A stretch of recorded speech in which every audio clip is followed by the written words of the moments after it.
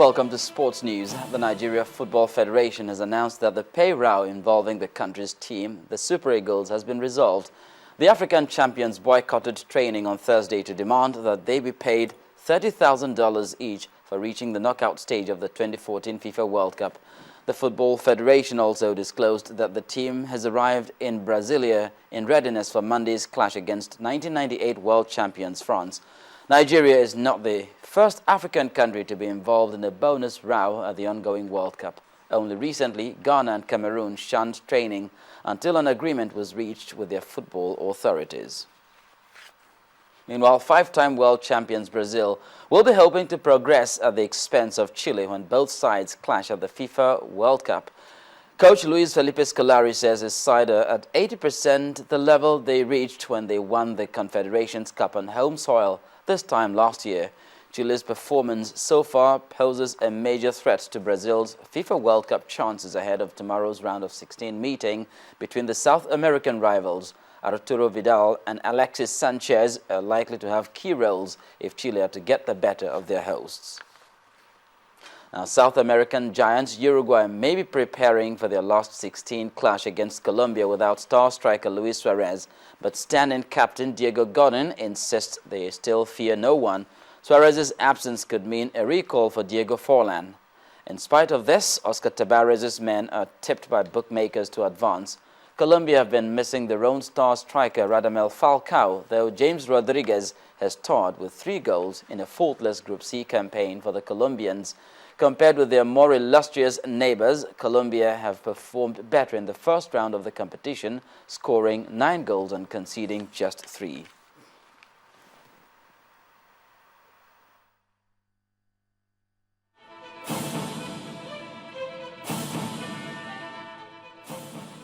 Now to tennis. Australian Open champion and second seed Li Na is out of the Wimbledon Championship after losing 7-6, 7-6 to Barbora Zalovova-Strichkova of the Czech Republic in a third-round match. Li Na, who had advanced to the quarterfinals 3 times before at Wimbledon, looked out of sorts for most of the court-run match. She blew a set point in the second set. 5-time Wimbledon champion Venus Williams also lost to 2011 winner Petra Kvitova 5-7, 7-6, 7-5 in 2 hours and 30 minutes.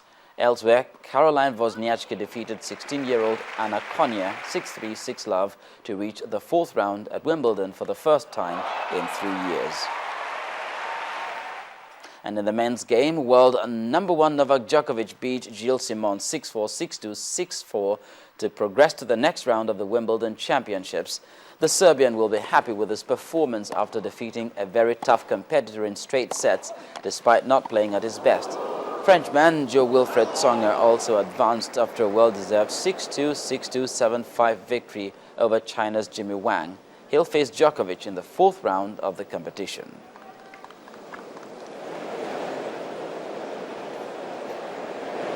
Ladies and gentlemen.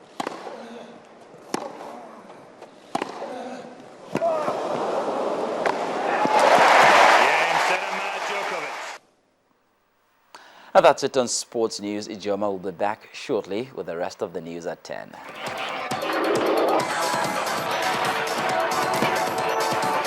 Now, 193 countries, observer states and other stakeholders that make up the United Nations Environment Assembly have agreed on 16 resolutions and decisions at the end of its first meeting in Nairobi, Kenya. The decisions range from the environmental rule of law to the UNEP program of work and budget. Our correspondent Ayola Kazim reports.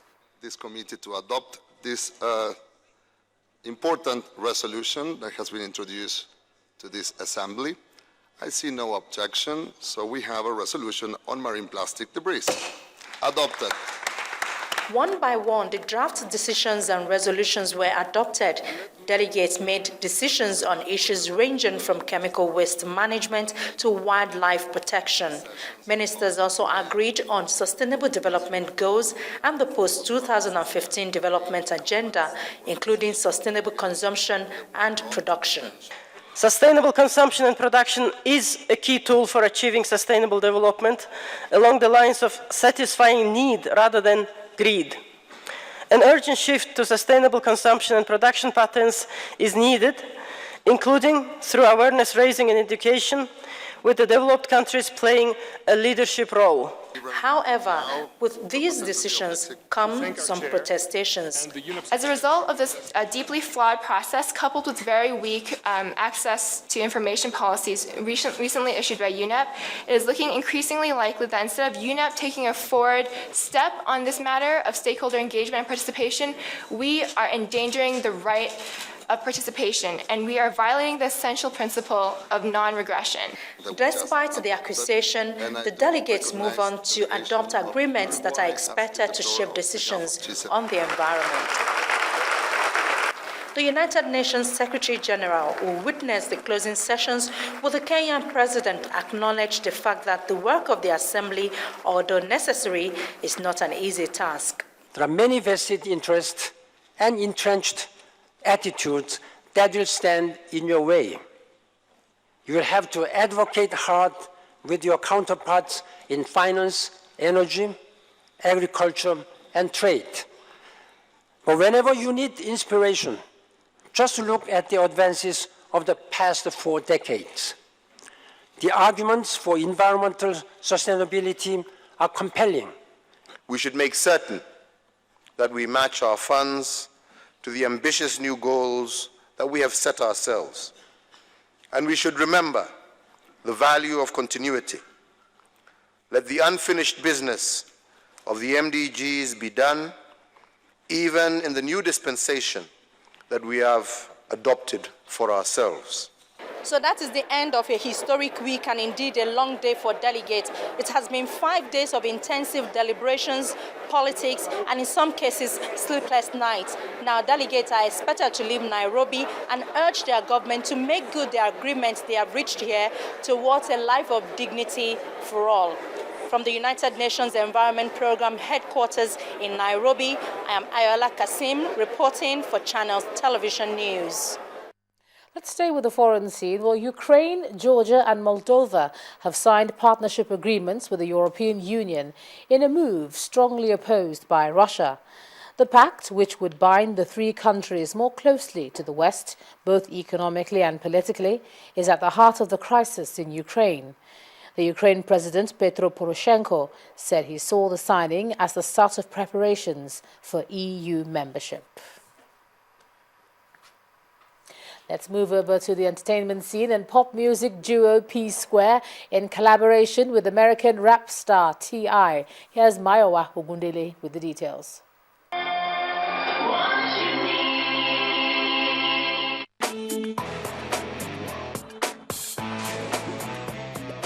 On entertainment news tonight, a number of Nigerian entertainers have met up to help plan the burial of late singer Kefe Don Momo. According to the late singer's publicist, the group consisting of some popular musicians gathered together on Monday, June 23rd to figure out how to give Kefe a befitting burial. The meeting was held at gospel singer Samuel Oposo's office on Bajumo Street, Surulere. Some of the people at the meeting were Nikki Laoye, Annie Ibrahim, Tosi Martins, DJ Gosporella, Emma, amongst others. Kefe's family have also requested that their privacy be respected. Barely a week after Wizkid announced his collaboration with American singer Chris Brown, Nigerian pop duo P-Square has also announced a collaboration with American rapper T.I. The award-winning Square Records act, who already have collaborations with Akon and Rick Ross, posted images of the music video shoot with the ATL rapper online.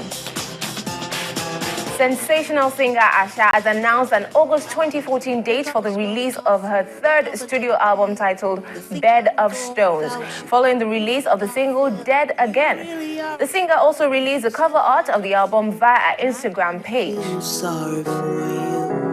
What's good around? And off to Nollywood now, where rapper Too Short is set to make his movie debut in the movie Estate Runs. The Umanamo rapper will star alongside Two-Face's wife, Annie Idibia, who is also returning to the screen after a self-imposed hiatus. The two will be joined by Halima Abubakar, Bishop Ome, and others. Also, Nollywood hunks Alex Ekubo, Ike Ogbonna, and Kalu Ikogu will be flexing their muscles on the new flick, My Rich Boyfriend. The movie is directed by Ikechukwu Nnebwe. Elsewhere, R&B singer Chris Brown rejected a no-jail plea deal for a suspected sidewalk punch-up and will go to trial in September. His attorney, Mark Garagos, said Brown rejected a plea accord that would have sentenced him to time served in exchange for pleading guilty to a misdemeanor assault charge.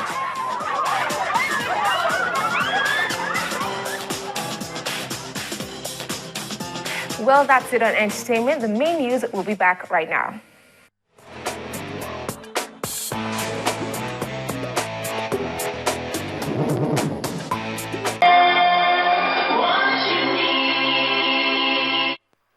Well, thanks a lot, Mayowa. And the main news again. The president today visited the scene of Wednesday's bomb blast in Abuja and promised to bring the perpetrators of the bombings to justice. President Goodluck Jonathan also visited some of the wounded receiving treatment at the Maitama District Hospital.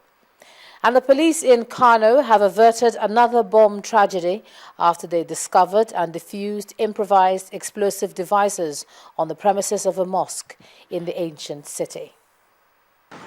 Well, that's the news at 10 tonight. Thanks a lot for staying with us. Metrofile is up next, followed by Focus on Africa. You have a great weekend. Good night.